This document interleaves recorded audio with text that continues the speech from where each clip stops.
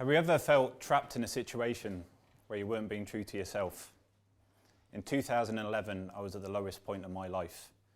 I was working in Canary Wharf and I'd recently had quite a traumatic breakup with my then fiancée.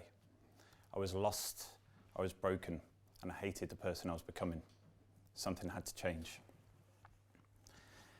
Since I was growing up, I was always loved being creative and I loved performing. I think I was always destined to, as my older sister used to dress me up as Leroy from Fame before I could even talk.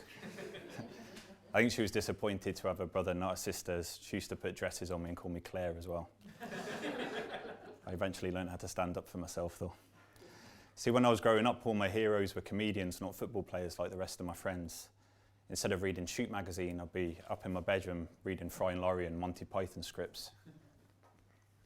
See, when I'm being creative, I get the most beautiful feeling.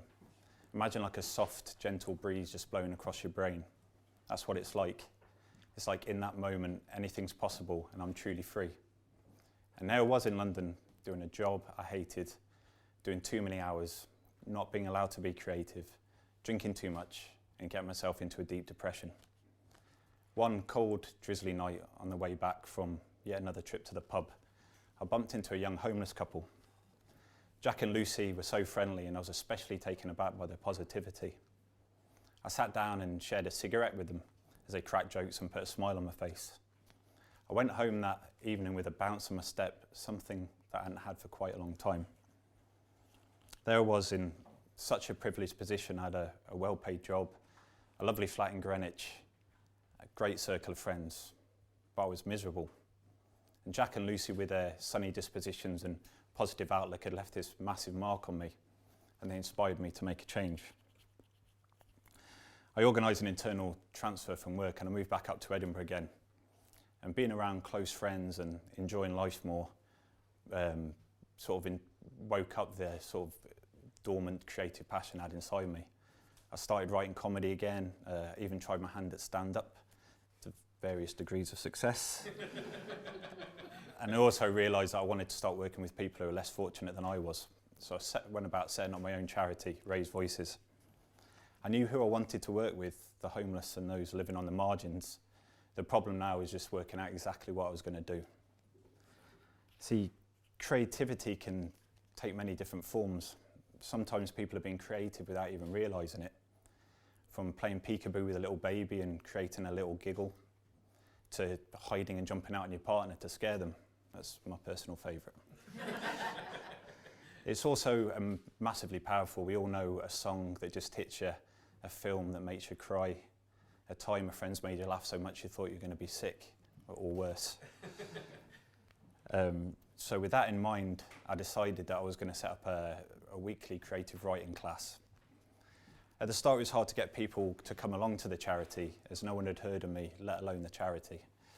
So for that first year, I found myself working alongside other homeless organisations, building relationships, but more importantly, getting to know more about homelessness and what it means to those people who are or have been affected by it.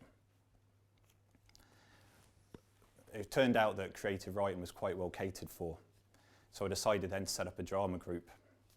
I didn't want it to be any old drama group though, I wanted it to be much more. So I thought what we could do is use the plays and the skits that we create as a means to raise money that we could then donate to other charities. See, it can be quite demoralising sometimes to always be the receiver of benefits or of charity, and I wanted to enable our members the chance to get that boost to self-confidence, to self-esteem, to get that warm feeling you get when you do something for someone else. So far, we've raised money for a charity that helps counsel parents of lost children before birth or in infancy. We've raised money to pay for essential kits for rough sleepers. We've raised money for Edinburgh Sick Kids, plus many more, all through being creative. There are many strategies that the government has to try and combat the many complex issues to deal with homelessness. But I believe that the work we do at Raise Voices can answer a lot of these in a lot quicker time than they can ever hope to manage. Also, the confidence and skills that some of our members are getting is driving them forward to want to seek meaningful employment or to do further voluntary work. I want to tell you about one particular member, Lee. Now, Lee was homeless for 2 years and he's in the process of rebuilding his life. When he first joined up for Raise Voices, I was taken aback by his desire to better himself, his keenness, and also his dapper dress sense. He's a really sharply dressed chap. Now, Lee didn't quite have the confidence to act when he first joined up, so he helped backstage. But over time, he's been building his confidence and started to have parts just with one line at first, but then moving on to more complex parts, to the extent in the last show, he sang the song that closed out the whole event. Not only this, Lee is in the process of training up to become a tour guide, and he passed his training with flying colours. And he phoned me up the other day to tell me that once he starts getting paying customers, he wants to donate some of his earnings to another homeless charity. I was blown away and so proud. Because in a nutshell, this is what we're all about.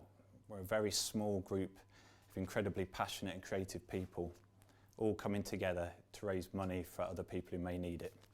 And all the while we're building skills, confidence and friendships that will endure and allow us to push on forward, both individually and as a group.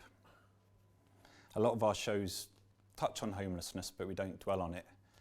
And we also don't want to make them too downbeat. As Jack and Lucy taught me, there can be positivity everywhere. We try and highlight this in the shows that we do. This year, we're going to be pushing ourselves even further, and we're putting on a show on at the Edinburgh Fringe.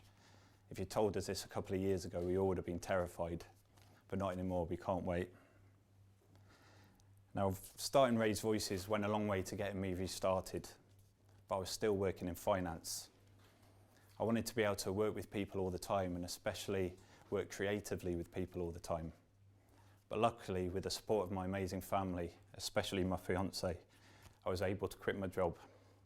And now I work as a care worker, and I'm also at college doing community learning and development. Some people say that life's a journey.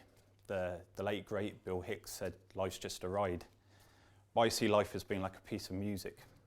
Sometimes a person's situation dictates that they can't hear the music playing. But I believe working creativity allows someone to hear, sing and dance to their music, even if it's only for a short time.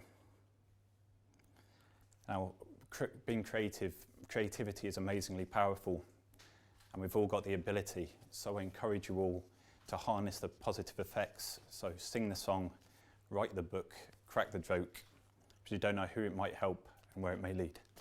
Thank you very much.